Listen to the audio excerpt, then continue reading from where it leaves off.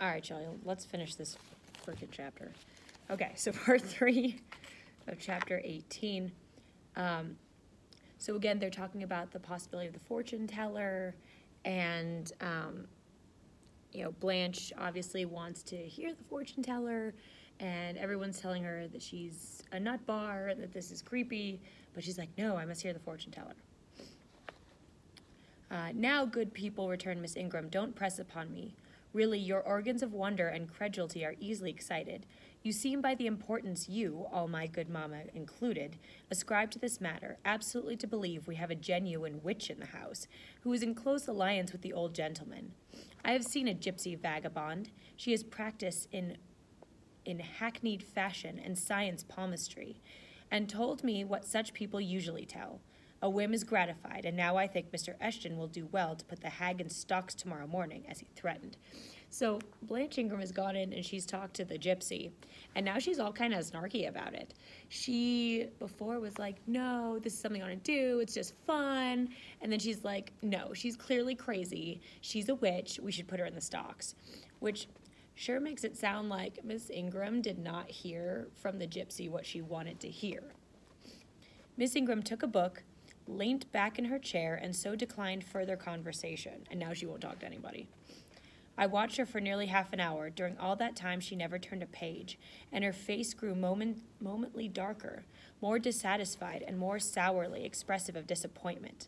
She had obviously not heard anything of her advantage, and it seemed to me, from a prolonged fit of gloom and taciturnity, that she herself, notwithstanding her professed indifference, attached undue importance to whatever revelations had been made her. So again, she heard not good news.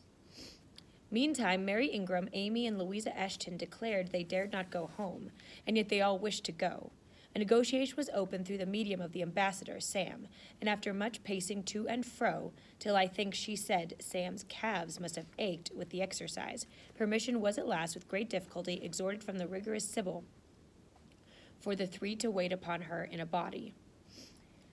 Their visit was not so still as Miss Ingram's had been. We heard hysterical giggling and little shrieks proceeding from the library, and at the end of about 20 minutes they burst through the door and came running across the hall as if they were half scared out of their wits. So the other girls go in and they talk to the gypsy, and they have a much different time. They're giggling and it seems like actual fun, whereas Blanche Ingram clearly is like devastated by whatever the fortune teller told her. I'm sure she is something not right, they cried, one and all. She told us such things. She knows all about us. And they sank breathless into the various seats the gentleman hastened to bring them. Pressed for further explanation, they declared she had told them of things they had said and done when they were mere children, described books and ornaments they had in their boudoirs at home, keepsakes that different relations had presented them. They affirmed that she had even divined their thoughts, and had whispered in the ear of each the name of the person she liked best in the world, and informed them of what they most wished for.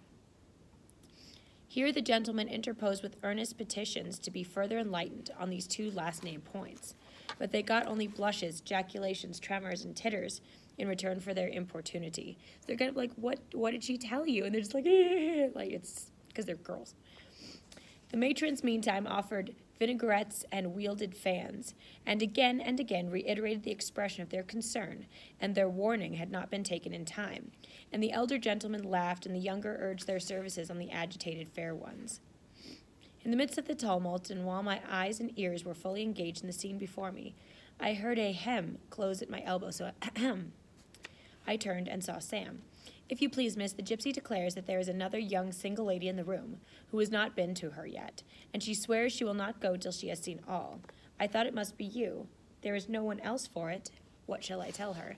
So someone comes up to Jane and she's like, hey, single ladies, right? The gypsy tells us that there's another single person and she's not going to leave until you come and talk to her. Oh, I will go by all means, I answered, and I was glad for the unexpected opportunity to gratify my much excited curiosity. I slipped out of the room, unobserved by an eye for the company we gathered in one mass about the trembling trio, just returned, and I closed the door quietly behind me. If you like, miss, said Sam, I'll wait in the hall for you, and if she frightens you, just call and I'll come in. No, Sam, return to the kitchen. I am not in the least afraid. Nor was I, but I was a good deal interested and excited. And again, it's important to understand that Jane is not scared because she doesn't believe in this stuff. She doesn't believe in this gothic, old world kind of speculation. She's the most educated one, which is why she's the least affected by it.